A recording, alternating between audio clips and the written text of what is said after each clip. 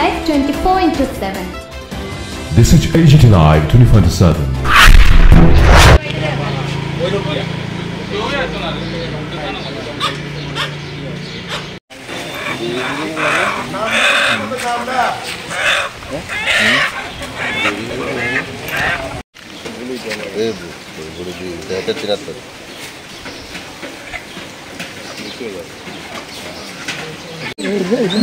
গোপাল দোবর্মা বাদশাহপুত্র।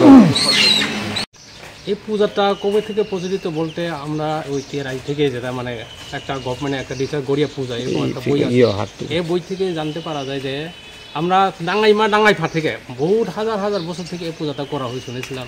এবং আমাদের রাসমরাও এই উল্লেখ আছে যে গড়িয়া পূজা মানে হাজার হাজার বছর থেকে করা হয়।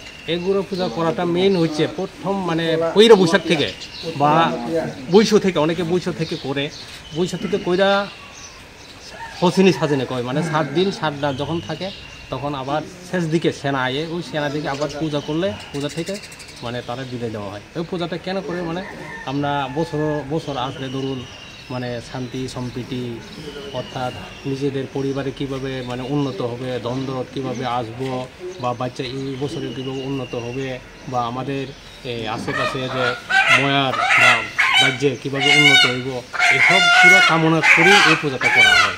এবং এই পূজাটা করা হয় মানে শুধু উপজাতি না, বাঙালি অংশের মানুষও উপজাতি অংশের মানুষও যারা মানে ইয়াতে থাকে, যারা কী কয় যারা হিন্দু, এক কথা হিন্দু যারা ধর্ম আছে তারা এই পূজাটা করে নাকি। ঠিক আছে।